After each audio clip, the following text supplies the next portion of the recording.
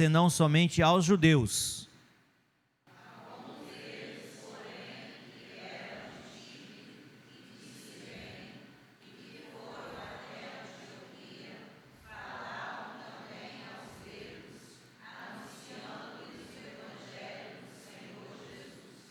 A mão do Senhor estava com eles, e muitos, crendo, se converteram ao Senhor.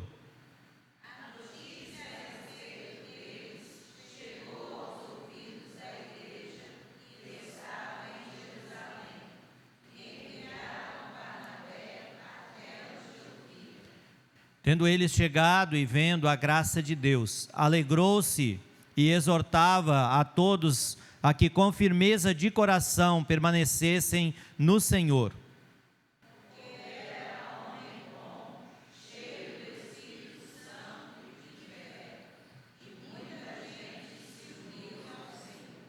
E partiu Barnabé para Tarso, à procura de Saulo.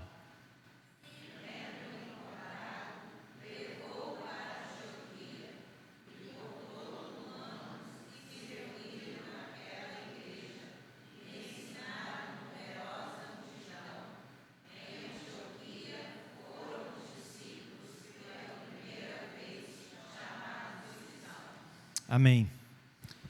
Queridos, já teve um momento na sua caminhada da vida, em alguma situação, que aconteceu algo diferente daquilo que você esperava. E aquilo que aconteceu não era algo bom naquele momento. Era totalmente diferente. Aquilo te talvez trouxe algum prejuízo, trouxe alguma angústia. Já aconteceu com você? Já aconteceu em algum momento algo que você tanto queria que acontecesse de bom e não foi bom, foi ruim? Eu acho que todo mundo aqui em algum momento já passou, né? Talvez os meninos mais novos não aconteceu muitas coisas não, mas talvez na sua vida já aconteceu. Situações que num primeiro momento foram ruins, mas que lá na frente, você olhando para trás agora, você fala assim: louvado seja o Senhor. Mesmo naquele momento angustiante, mesmo naquela dificuldade, mesmo naquela situação adversa que eu enfrentei. O texto que nós lemos faz parte de um contexto aqui um pouco ampliado, que tem muito a ver com um momento muito especial na história da igreja do Senhor Jesus. Quando nós olhamos para o livro de Atos dos Apóstolos, ele está aqui descrevendo a ação do Espírito Santo através da vida dos apóstolos, na implantação do reino de Deus e no estabelecimento da igreja. Quando nós olhamos Atos capítulo 2, nós vemos a descida do Espírito Santo, a capacitação da igreja para com poder, com autoridade, anunciar o Evangelho. E a igreja começou assim, e começou muito bem essa tarefa da proclamação do Evangelho. Os irmãos ali ficaram cheios do Espírito Santo, ficaram cheios de poder, anunciaram Jesus. Muitas pessoas ali tiveram acesso às Escrituras. Quando nós olhamos nesse capítulo 2, tinham pessoas de vários lugares do mundo ali presentes. E essa capacitação fez com que agora alguns deles tivessem acesso ao Evangelho. Mas a igreja, ela não saiu como o Espírito Santo de Deus tinha ordenado, como o próprio Jesus tinha ensinado os discípulos. Inicialmente ela não saiu para pregar o Evangelho. E Deus permite o quê? Perseguição. Quando nós olhamos no capítulo de número 6, a igreja já tinha um certo crescimento ali em Jerusalém, mas essa igreja não estava cumprindo a sua tarefa de levar o Evangelho para outros lugares. Então Deus permite a perseguição sobre a igreja. E quem é morto? Estevão. A Bíblia fala que Estevão era um homem cheio de fé, cheio de autoridade, cheio de intrepidez e pregava a palavra. E no final do capítulo 7 nós vemos a morte de Estevão. Quem estava ali consentindo a morte de Estevão? O apóstolo Paulo, que ainda não era o apóstolo Paulo. E no capítulo de número 8, então, a Bíblia vai contar para nós a narrativa de que este homem, Saulo, ele consente na morte de Estevão e ele tem cartas para perseguir a igreja. Nós então chegamos ao capítulo de número 9, em que o nosso Senhor Jesus, Ele próprio se manifesta a Saulo. Há uma mudança agora de direção. Aquele que perseguia a igreja, aquele que matava os cristãos, aquele que antes estava contra o Senhor Jesus, agora ele passa para o time certo. Agora ele está servindo ao Senhor Jesus.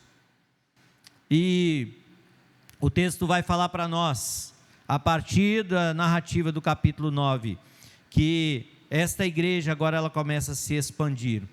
Há uma primeira grande perseguição sobre a igreja, mas no capítulo de número 11, o capítulo que nós lemos, a partir do versículo 19 que nós lemos, começa com a seguinte narrativa. Acompanhe comigo aí, se você puder manter a sua Bíblia aberta e acompanhar. Começa assim o versículo 19: então os que foram dispersos por causa da tribulação, a palavra aqui seria perseguição, que sobreveio a Estevão, se espalharam.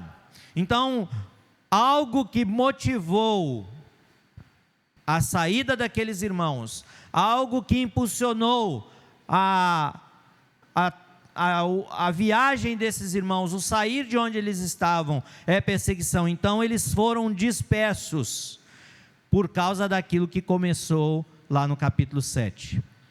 Por causa do que começou com Estevão, por causa da morte de Estevão, esse foi o estopim, esse foi o start. Esse foi o início de algo que teve uma continuidade e fez com que muitos se espalhassem, fossem espalhados. Portanto, nós vamos pensar nesta noite sobre cristãos perseguidos. Cristãos perseguidos. Nós hoje vivemos num país que fisicamente nós não temos ainda tanta perseguição contra os cristãos fisicamente, ainda não temos, fisicamente não. Em alguns países tem. Por exemplo, um amigo nosso recentemente estava passando de viagem pela França, um amigo nosso aqui do Espírito Santo, e viu uma pessoa sendo interpelada por agentes de segurança, que ele não podia pregar naquela praça, ele não podia falar publicamente de Jesus, e ele foi silenciado por agentes de segurança e levado para interrogatório, porque estava na França, onde o lema é, um dos lemas da França, liberdade. E ele foi interpelado, que ele não podia fazer aquilo, na praça pública, não podia falar de Jesus. A perseguição que existe sobre a igreja hoje, ela está mais no campo do intelecto, está mais no campo do conhecimento, mais das influências sobre a igreja. Mas existem cristãos que estão sendo perseguidos por vários motivos ao redor do mundo. Semana passada foram libertos alguns cristãos da Eritreia. Eles estavam vivendo em containers. Já pensou? Ficar presos por vários meses dentro de um container. Aquele metal. Eu acho que ficam meio cozinhando ali dentro, né? Se não tiver um revestimento acústico, um revestimento ali de refrigeração, mas muitos estavam ali, porque eram cristãos. O texto que nós lemos vai falar que sobreveio grande perseguição por causa do que aconteceu a Estevão. E esses cristãos, o que ocorreu com eles? A parte B do versículo 19... Eles se espalharam até a Fenícia. Fenícia aqui é onde hoje é o Irã, Iraque, aquela região ali. Chipre e Antioquia. Chipre é uma ilha do Mediterrâneo. E Antioquia é onde hoje é a região ali da Síria, dali para cima. Então, esses irmãos foram espalhados. E o que eles fizeram? Anunciaram a palavra de Deus a quem? A judeus. Inicialmente, esses cristãos que estão sob perseguição por essas cidades, na região da Fenícia, em Chipre, uma ilha do Mediterrâneo, em Antioquia, eles estão anunciando para judeus. É um propósito de Deus que o evangelho fosse pregado entre os judeus, mas o texto vai dizer, versículo 20, alguns deles, porém, que eram de Chipre e de Cirene, e que foram até Antioquia, falavam também aos gregos, anunciando-lhes o evangelho do Senhor Jesus. Ou seja, eles foram além da religião. Eles foram e pregaram o evangelho para aqueles que não eram judeus. Isso aqui, amados, nos traz uma lição. Cristãos perseguidos pregam o evangelho. Esse é o nosso primeiro ponto, primeiro aspecto, que cristãos perseguidos, eles não se apegam à situação da perseguição, mas eles anunciam o evangelho. A tendência, amados, quando coisas ruins acontecem na nossa vida, é o quê? Reclamar, não é? Murmurar. A nossa tendência é dizer, por que isso comigo? Por que isso está acontecendo com a minha família? Eu sou tão fiel a Deus, eu busco tanto o Senhor. E é verdade, irmãos, muitas vezes nós estamos buscando ao Senhor, mas isso não vai nos isentar de passar por dificuldades, ou até de fazer questionamentos. Senhor, será que o Senhor está nesse negócio? Será que o Senhor está na minha família? Será que o Senhor está olhando para o que está acontecendo comigo? Hoje pela manhã compartilhei bem rapidamente lá, não era o professor, mas compartilhei na sala de casais, um testemunho que eu ouvi há poucos dias atrás, de um pastor, nos Estados Unidos, uma pequena cidade, um pouco mais de 500 habitantes, o pastor era fiel ao Senhor, o pastor buscava o Senhor, se dedicava no seu ministério, e compartilhava com a sua esposa sempre a dificuldade de ver aquela igreja crescendo, e a igreja não crescia. 20 membros, passou-se um ano, 20 membros, 2 anos, 20 membros, 3 anos, 20 membros, e a igreja nada de crescer. E ele começou a falar com Deus, e começou a buscar a Deus, e clamando por um avivamento, até que em determinado momento, depois de um tempo de consagração ao Senhor, de busca, de participar de congressos, de buscar ajuda com outros pastores, orientações e conselhos, ele continuou nesse processo de fidelidade ao Senhor, de perseverança, até que um dia o avivamento veio. O avivamento veio sobre aquela igreja, naquela pequena cidade de 530 habitantes. Irmãos, sabe o que é uma cidade com 530 habitantes? 530 habitantes é menos moradores do que tem Nova Brasília. Nova Brasília tem mais do que 530 habitantes. Mas era uma cidade. E começaram a vir pessoas de outras cidades, de outros lugares dos Estados Unidos para aquela igreja. A igreja começou a ter cultos que não cabia mais pessoas. Não tinha hotel na cidade, não tinha hospedaria na cidade, não tinha lugar para estacionar os carros na cidade. A igreja precisou sair daquele bairro e ir para uma grande cidade dos Estados Unidos. E esse processo começou em 1996. Esta igreja hoje é uma grande igreja. Ela ocupa, e eu entrei no mapa para olhar, e fui lá no mapa e puxei lá no mapa a igreja, e ela ocupa mais do que um quarteirão hoje. É uma igreja referência naquela região, uma igreja que tem impactado, mas fruto de dificuldades, mas de um pastor, de uma igreja, de irmãos que continuaram perseverando, mesmo nas dificuldades. Quantos cristãos amados poderiam aqui começar a reclamar da situação? Está difícil, mas o que eles fizeram? Por onde eles foram, eles pregaram o Evangelho. Primeira pergunta aqui, já aplicando para a nossa vida: por onde você vai, você prega o Evangelho?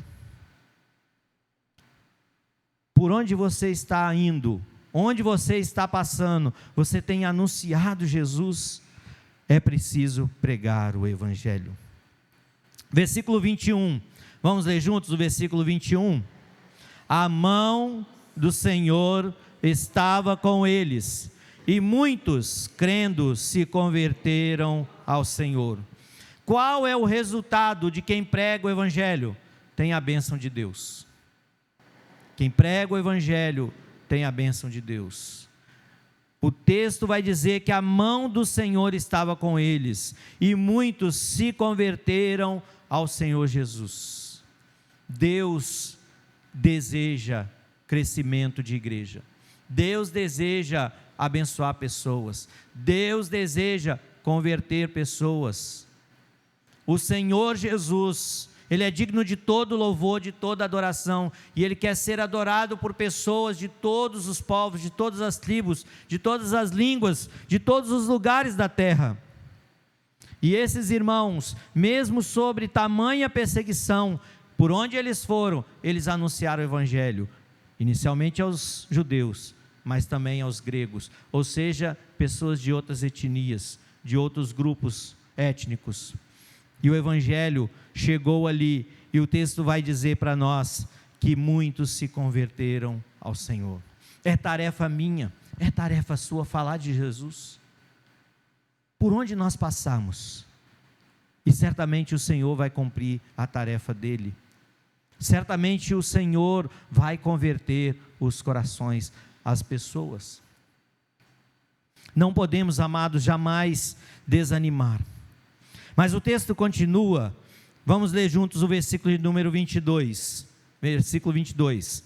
A notícia a respeito deles chegou aos ouvidos da igreja que estava em Jerusalém, e enviaram Barnabé até Antioquia. Primeiro nós vemos aqui um bom testemunho. Eu creio que todos nós gostamos de receber boas notícias, não é? Hein? Eu acho que todos nós gostamos de receber boas notícias. Notícia de uma cura, de um parente, de um amigo, notícia de uma promoção no trabalho, notícia de que você ganhou na Mega Sena. Não, isso aí não. Notícias boas nós gostamos, não é verdade? Mas a melhor notícia que nós podemos receber é de alguém que foi salvo por Jesus, alguém que foi convertido ao Evangelho, alguém que foi transformado pelo poder do Evangelho do Senhor Jesus. E o texto vai dizer que a notícia a respeito desses acontecimentos chegou à igreja. Olha, Deus está realizando uma grande obra na Fenícia, em Chipre, em Antioquia, em Cirene, norte da África. O Evangelho está se expandindo. Esses irmãos agora estão regozijantes. Irmãos, como é agradável nós ouvirmos boas notícias. Como é de grande alegria para nós quando nós recebemos bons testemunhos do que Deus está fazendo. E isso deve alegrar o nosso coração. Como é ruim quando nós ouvimos notícias tristes. Como é ruim, por exemplo, está aqui o presbítero Wendel, que é do nosso conselho. Como é ruim quando nós lá no conselho, né, presbítero Wendel, temos que tratar, por exemplo, da disciplina de um irmão. Nós choramos, nós lamentamos, quando nós ouvimos um mau testemunho de um outro líder, de um pastor, de um irmão. Notícias ruins, mau testemunho. Mas aqui, irmãos, o texto vai revelar para nós um bom testemunho. Deus está realizando uma grande obra. E como é bom quando nós ouvimos dos nossos missionários os testemunhos do que Deus está fazendo. Apesar de todas as dificuldades que às vezes a nossa igreja, a igreja no Brasil está enfrentando, mas quando nós olhamos o que Deus está fazendo, nós devemos regozijar, nós devemos celebrar com grande alegria o que Deus está realizando.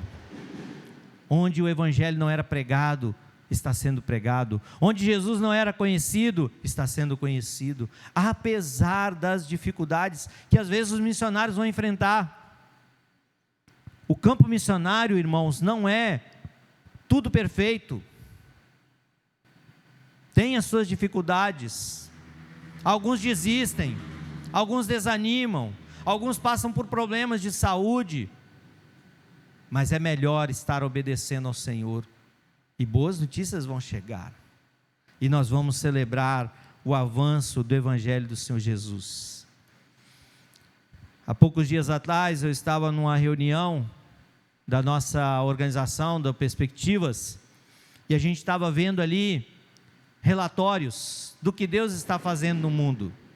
O Brasil se tornou a segunda força missionária ao redor do mundo, com mais de 5.000 missionários transculturais que estão em vários países do mundo, mas ainda há muito a ser feito. Se você sair ali no nosso pavilhão e olhar aquele quadro de missionários, nós vamos ver ali uma quantidade muito boa, não é? Olha ali aquele quadro. Só para os irmãos terem ideia, a nossa PMT, antigamente, tinha um critério que era assim: quando o missionário ia lá, se candidatava e tal, para receber a oferta, eles colocavam um código. Vamos supor que o Natanael é missionário da PMT, então toda oferta para o Natanael deveria colocar 0,1 centavo. Para o outro missionário, 0,2 centavos, 0,3. Só que eles tiveram que mudar, porque passou de 100 missionários. Até missionário 99 dava, né? Depois não tinha mais como. Louvado seja o Senhor por isso. Hoje tem mais de 300 missionários da nossa agência presbiteriana de missões transculturais ao redor do mundo, mas ainda é pouco. Boas notícias, o evangelho tem se expandido, essa igreja entendeu isso. Mas a parte B do versículo 22 vai dizer assim: e enviaram Barnabé até Antioquia. A perseguição está acontecendo, a igreja se espalha, esses irmãos pregam para judeus, depois pregam para gregos, o testemunho vem do que Deus está fazendo, mas aquela igreja entende, é hora de enviar mais gente, e eles separam Barnabé e enviam Barnabé para pregar o evangelho. Ah, pastor Natanael, para que gastar um dinheirão, enviar um irmão para não sei aonde? Aqui também tem muita gente que precisa ouvir de evangelho. Queridos, preste atenção no que eu vou dizer. Nós precisamos continuar pregando o evangelho aqui, nós precisamos continuar investindo aqui, e nós como igreja temos feito isso, mas a questão é a questão do acesso ao evangelho. Qualquer morador de Cariacica, se quiser ir a uma igreja, ele pode ir. Talvez, vou pegar um exemplo, me desculpe eu usar um exemplo aqui, acho que a minha cunhada não vai brigar comigo. A irmã da Adélia, mais velha, mora lá no Altinho de Duas Bocas. Mesmo ela que mora longe em Cariacica, na zona rural de Cariacica, lá no alto de Duas Bocas, ela não anda mais do que 4 quilômetros para chegar numa igreja. Tem uma igreja a menos de 4 quilômetros da casa dela. É uma igreja Assembleia de Deus. Um dia eu vou calcular e eu vou trazer essa informação para os irmãos, mas eu tenho certeza que é menos de 4 quilômetros. Agora existem pessoas ao redor do mundo, que se ele quiser ir a uma igreja, ele tem que viajar mais de 500 quilômetros. Sabe o que é 500 quilômetros, irmão? É daqui no Rio de Janeiro. É daqui em Belo Horizonte. 500 quilômetros. Você sair daqui para ir em Belo Horizonte, para ir numa igreja. Tem cabimento um negócio desse? Não, irmão. A tarefa é minha e sua. A tarefa é da igreja. E os irmãos da igreja ali entenderam, precisamos enviar Barnabé para ajudar no progresso do evangelho. O evangelho está crescendo, as pessoas estão ouvindo, mas nós precisamos investir mais. Estivemos agora recentes no sertão. Rodei lá alguns povoados. Lá em Acauã, no Piauí. Um calor 37 graus, no negócio de marcar, mas a temperatura de sensação uns 40 e alguma coisa. Mas pessoas, não só sedentas de água, mas sedentas do evangelho. A missão AMES, que tem trabalhado no sertão, falou conosco: se você tiver 20 famílias, manda para a gente, 20 famílias, deixa eu ver, 1, 2, 3, 4, 5, 6, 7, 8. Já tem as 20 aqui. Vão esvaziar a igreja.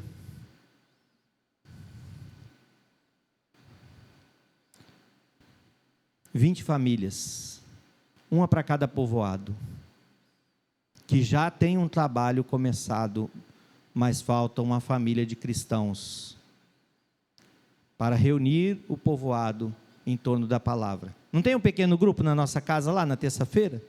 É isso, é o pequeno grupo. É sentar em torno da palavra, é discutir a palavra, é falar de Jesus. Em vários povoados ali no sertão. Estou falando de uma realidade próxima de nós, mas existe essa demanda ao redor do mundo. Cristãos perseguidos servem ao Senhor Jesus, pregam o Evangelho. Cristãos perseguidos precisam de apoio. A igreja entendeu e enviou Barnabé. O texto continua. Vamos ler juntos o versículo 23 e 24. 23 e 24, leiamos. Tendo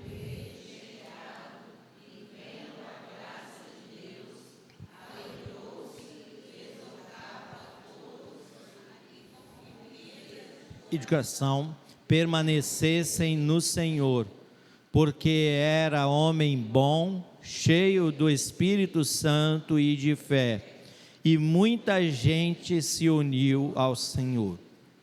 Amados, o texto vai falar que quando ele ali chega, ele pôde ver, Barnabé pôde ver o que Deus estava fazendo, vendo a graça de Deus sendo manifestada na vida daquelas pessoas, na vida da igreja em Antioquia, e ele então continuou exortando aqueles irmãos, ao quê? A perseverança. Muitas vezes, amados, o missionário, ou o campo missionário, ou as igrejas menores que estão precisando de apoio, precisa de alguém que vá lá, para os exortar à continuidade. Ah, como é bom quando o missionário ouve uma mensagem, um recado. Você pode pegar conosco, do Ministério de Missões, o contato do missionário, se você não tem, para dar uma ligação, mandar um alô, mandar uma mensagem, mandar um incentivo. Mas aqueles que vão lá, precisam estar cheios do poder de Deus. O texto vai dizer, cheio do Espírito Santo e de fé. Sabe o que é isso?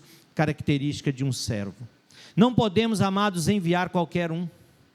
Não podemos enviar aquele que não serve. Eu e Délia mesmo tivemos essa experiência quando nós chegamos no IBEL.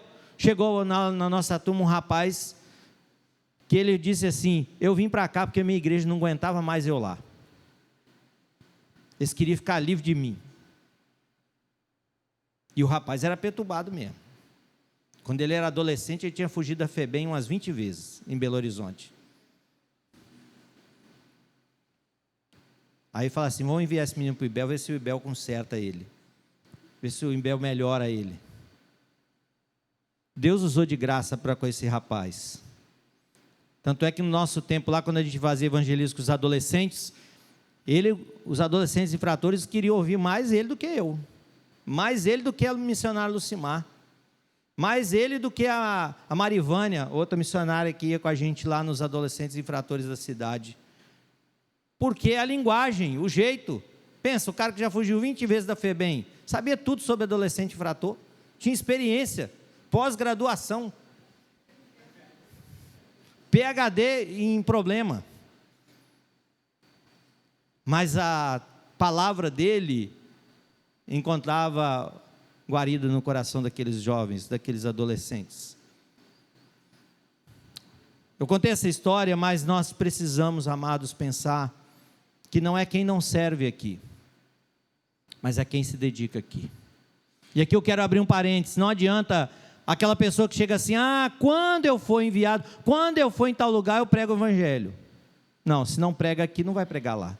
Se não ora aqui, não vai orar lá. Se não estuda a Bíblia aqui, não estudará a Bíblia lá. Nós precisamos começar a desenvolver aqui.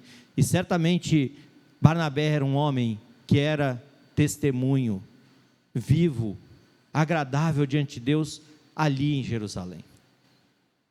O texto vai dizer que ele estava entre os mestres, os profetas e aqueles que estavam se dedicando ali na pregação do Evangelho. Precisamos, amados, pessoas que vão ajudar os outros a perseverar, mesmo em meio às dificuldades e às perseguições. O texto termina da seguinte forma, versículo 25 e 26, acompanhe comigo. E aqui a gente já parte para a conclusão da nossa meditação nesta noite. Partiu Barnabé para Tarso à procura de Saulo. Tendo-o encontrado, levou-o para Antioquia. E por todo um ano se reuniram naquela igreja e ensinaram numerosa multidão. Em Antioquia foram os discípulos pela primeira vez chamados cristãos.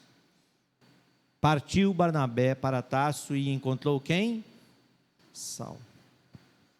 Quero abrir um parênteses aqui, irmãos. Desde a conversão de Paulo, no capítulo de número 9, até agora, Paulo está sem ser citado no texto bíblico. Foi um tempo em que Saulo passou por uma preparação. A palavra de Deus nos diz que por 3 anos, Saulo ficou sem holofotes.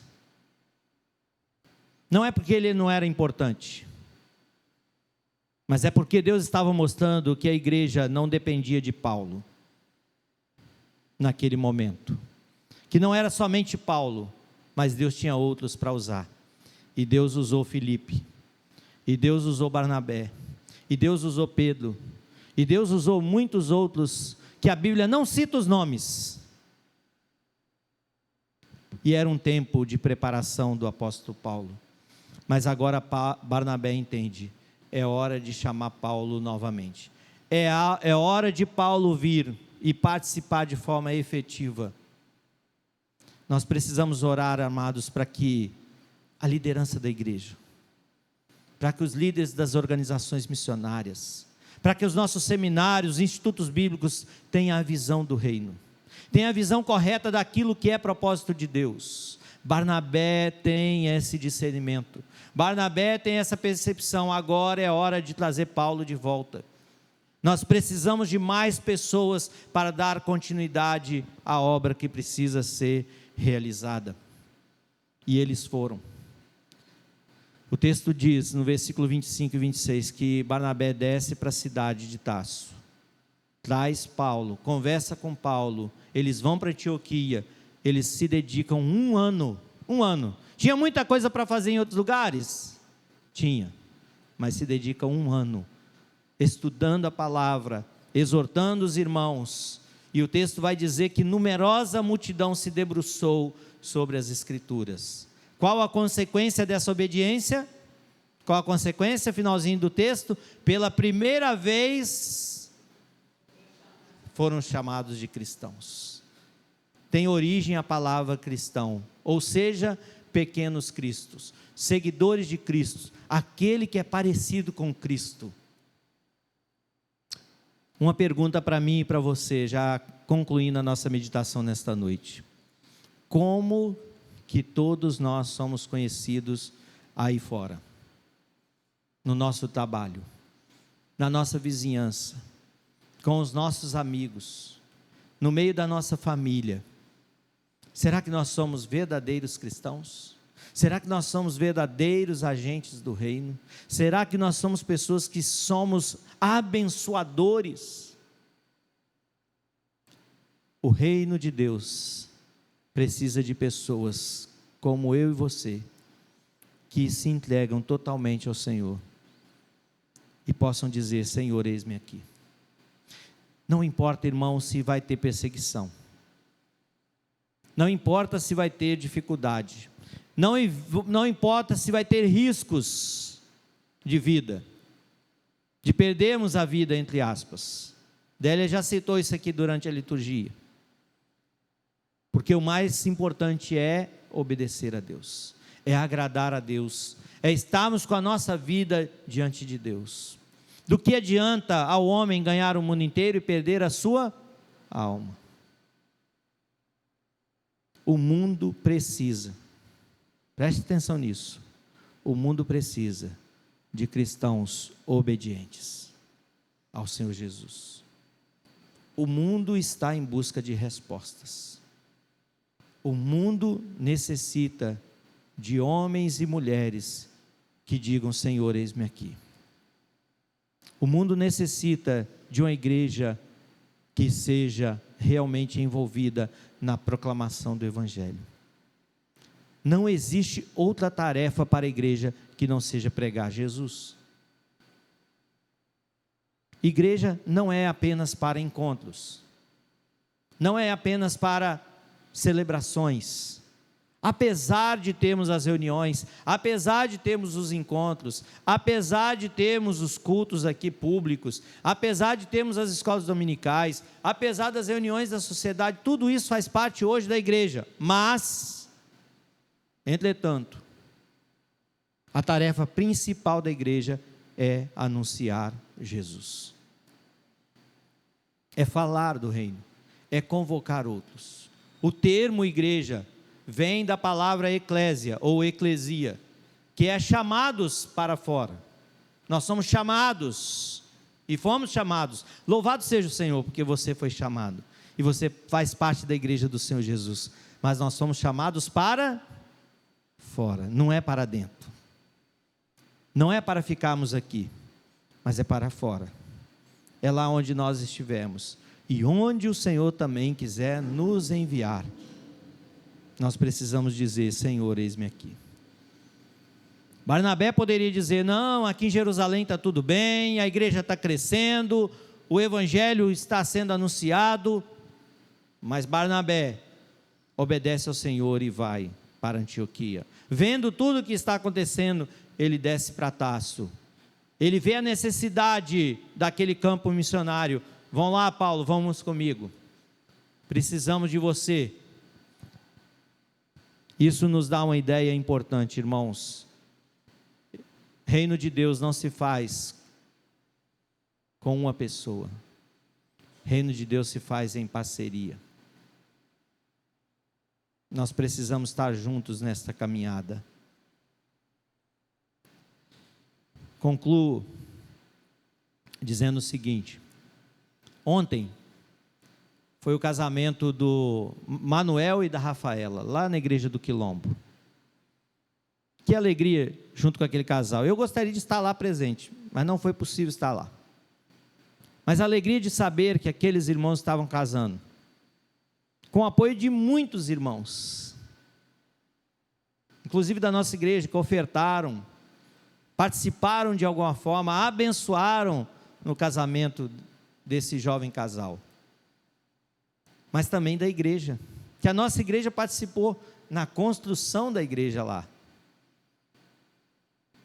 E até mandei para o irmão Deli, que foi lá fazer a parte elétrica, mandei uma foto, porque justamente uma das fotos do casamento pega a parte da iluminação da igreja, mesmo com o templo não concluído, sem janela ainda, mas a foto justamente pegou as luminárias assim instaladas.